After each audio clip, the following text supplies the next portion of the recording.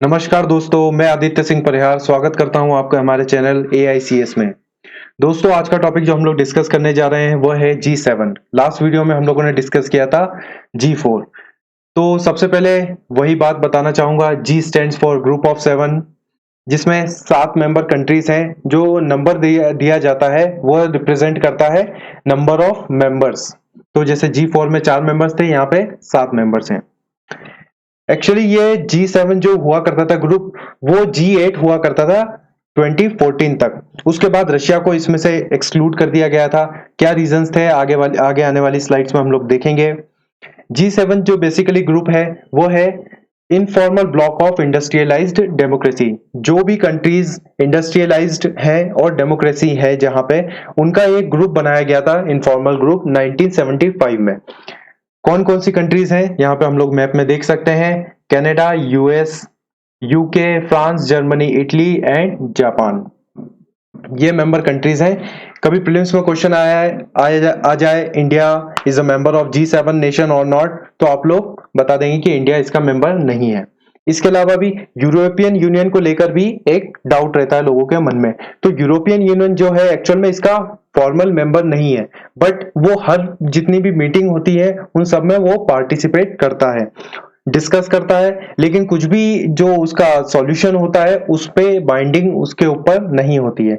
ना ही वो किसी चेयर कर सकता है वो कभी, ना ही इसके अलावा वो होस्ट कर सकता है G7 की मीटिंग्स को।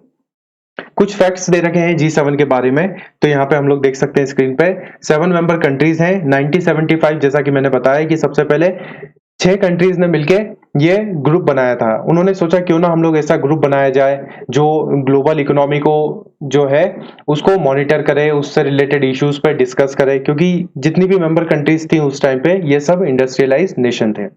40% of global GDP, 1/10 of world population, और 2014 में रशिया को एनेक्स करने के बाद, मतलब रशिया को एक्सक्लूड करने के बाद, इसमें G7 या 7 ही मेंबर्स बचे हैं।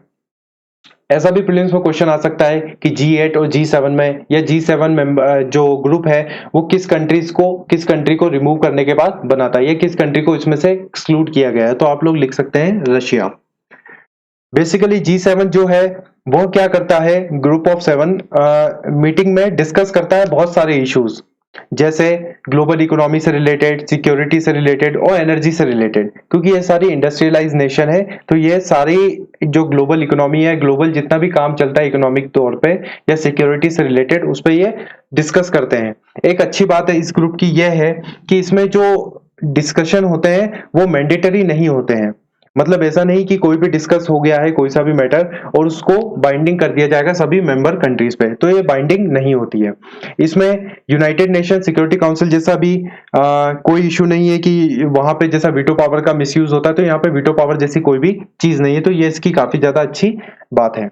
इसके अलावा 1975 में आप देखेंगे एक्सक्लूड कर दिया जाएगा, कनाडा को हटा दिया जाए, तो बाकी की जो 6 कंट्रीज हैं उन्होंने ये फॉर्मल इनफॉर्मल ग्रुप बनाया था। एक्चुअल में आपको पता होगा 1945 सेकेंड वर्ल्ड वॉर के बाद में दुनिया दो उसमें पोलराइज्ड हो गई थी, ईस्टर्न ब्लॉक और वेस्टर्न ब्लॉक। ईस्टर्न ब्लॉक थे जो कम्युनिस्ट आइडियोलॉजी को सपोर्ट करते थे, वेस्टर्न जो थे वो कैपिटलिस्ट आइडियोलॉजी को सपोर्ट करते थे। तो ये जो एक्चुअल में वॉर एक प्रकार से कोल्ड वॉर चल रहा था, पैसिव वॉर चल रहा था, तो उसी से रिलेटेड क्राइसिस के टाइम पे 1975 में इसका इवोल्यूशन हुआ था। इसके बाद 1976 में कनाडा ने इसको ज्वाइन किया और 1998 में रशिया ने इसको ज्वाइन किया। 1991 में आपको पता होगा कि रशिया जो यूएसएसआर हुआ करता था उसका क्या हो गया था, कोलैप्स हो गया था 1991 में। उसके बाद रशिया का इवोल्यूशन हुआ और 1998 में जाके यह पार्ट बना G7 का। जिसके बाद से क्या होने लगा, 1998 के बाद दुनिया को समझ में आ गया कि अब जो ब्लॉक हो चुके थे, ईस्ट ब्लॉक वेस्ट ब्लॉक, या जो दुनिया पोलराइज्ड हो गई थी, वो अब जाके चीज खत्म हो चुकी है, क्योंकि दोनों इकोनॉमी या दोनों टाइप की आइडियोलॉजी अब आके एक प्लेटफॉर्म पे बैठ चुकी है। इसके अलावा नेक्स्ट स्लाइड में हम लोग देखते हैं कि क्या रीजन था जो G8 में, ये जो G8 जो ग्रुप हुआ करता था उसको 2014 में G7 होना पड़ा। एक्चुअल में रशिया ने जो है यूक्रेन जो उसकी नेबरिंग कंट्री है उसके एक पार्ट है क्रीमिया पेनिनसुला, आप देखेंगे स्क्रीन पे देख सकते हैं, यूक्रेन के नीचे यहाँ पे क्रीमिया पेनिनसुला है, इसको रशिया ने क्या कर लिया था, एनेक्स कर लिया था। उसके काफी सारे रीजन थे, हिस्टोरिक रीजन थे, सिक्योरिटी रीजन थे और इकोनॉमिक रीजन थे। इसके बारे में हम लोग किसी अलग वीडियो में डिटेल में डिस्कस करेंगे कि उसके एक्चुअल रीजंस क्या-क्या थे। अभी आप लोग बस इतना जान लीजिए कि रशिया ने क्रीमिया को एनेक्स किया था, जो कि क्या था, यूक्रेन का पार्ट था। रीजंस हिस्टोरिक हो सकते हैं, इकोनॉमिक हो सकते हैं और सिक्योरिटी से रिलेटेड होते हैं। 2014 में उस टाइम पे चेयर उसको करते थे बराक ओबामा, G7 को। उन्होंने हैग डिक्लेरेशन, हैग आपको पता होगा नीदरलैंड में है, नीदरलैंड में। तो हैग डिक्लेरेशन में उन्होंने कहा था कि अब 2014 की जो समिट होगी नेक्स्ट, जो कि रशिया में होने वाली थी, उसको हम लोग क्या कर सकते हैं, अब उसको हम लोग क्या कर देंगे, कैंसल आउट कर देंगे और रशिया को जो है इस ग्रुपिंग में से या जो G8 होता था उसमें से हम उसको क्या कर देते हैं, रिमूव कर देते हैं।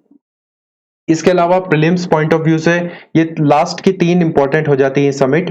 45th G7 समिट जो 2019 में थी वो फ्रांस में थी। 46th जो इस साल यूनाइटेड स्टेट में और नेक्स्ट 47 2021 में यूनाइटेड किंगडम में।